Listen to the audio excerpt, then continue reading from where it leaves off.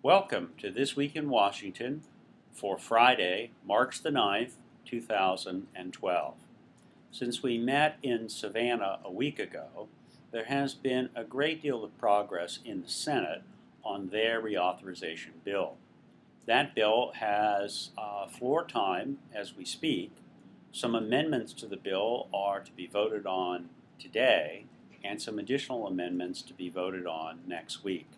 Cloture for the bill was achieved earlier this week.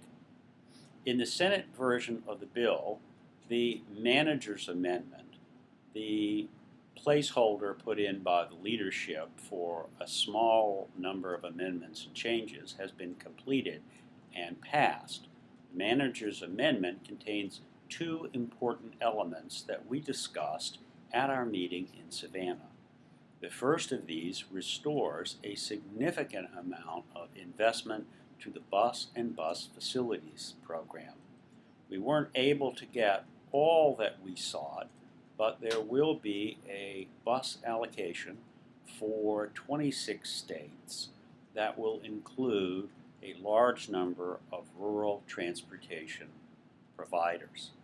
This was made possible by the work of Senator Harkin, who responded to the issues that were raised by our members in Iowa, and the work of the Iowa DOT and the Kansas Department of Transportation that worked together to support this legislation that was crafted into the Harkin-Moran Amendment. Our old friend and colleague, Richard Bender, on Senator Harkin's staff, was the lead person on creating this amendment, and we were supported by another one of our colleagues, Ed Redfern, who does some work for some of the transportation agencies in the Midwest. On our side, Scott Bogren was our liaison and actually wrote a significant portion of the amendment, and at one time Scott was writing floor information for Senator Harkin to use in his proposal to stand against the bill moving forward unless funding was found for more capital for bus programs, especially in rural areas. As I noted at the board meeting, several of you were also involved in helping us with this specific piece of amended legislation. Very grateful to Rochelle and very grateful to Dan for their work on the Michigan senatorial representatives. We're very grateful for Ann for her work on the Arkansas senators as well. And of course, Barb Klein deserves a great deal of our thanks and appreciation, because it was because of her that we were able to get through to Senator Johnson, the chairman of the Banking Committee, and call this issue and concern directly to his attention. Thanks to all of you, we now have a much better bus program than we had a week ago. Whether or not a final transportation bill emerges from the House and the Senate conference and signed into law, we're in a much better position to strengthen the bus program as opposed to where we were a week ago, not having one. In a similar way, there was another change to the manager's amendment that was pushed forward by Senator Shaheen in New Hampshire, in part by the efforts that we helped to create with our members in New Hampshire to enhance the financial situation and operating costs for smaller urban transit systems under 200,000. We're appreciative to the Senator for her efforts on this. That takes us much closer to our goal for a greater flexibility on operating assistance that we fought for throughout the last 2 years. It isn't everything that we wanted, but it is clearly a very positive step in the right direction. We're also pleased that that made it into the manager's amendment, so it doesn't have to be voted on the floor in the way a regular amendment would be introduced. But it's very good news for the Senate side of the bill, and something we know that the leadership in the Senate, like the language on the bus program, will be fighting for if it ever gets to conference. Unfortunately, there has not been the same level of progress in the House of Representatives. There's been a great deal of confusion this week about where the reauthorization for transportation really is.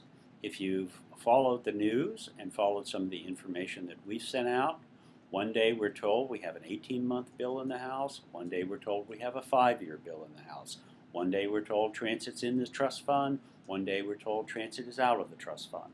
One day we're told that they have their own bill, the next day they're going to follow the Senate bill. One day we heard Congressman Mica was removed from the process, now we've heard he's back in. It's a very uncertain and confused situation. The basis, though, of the confusion and the inability of the leadership to put a bill together is related to the transit issue. There is a very big gap between the congressional members of the House and the leadership on their plan to move transit out of the Transportation Trust Fund. We'll continue to watch that in the next week. We'll have updates on it as they come in fast mail and at Reauthorization Central on our website.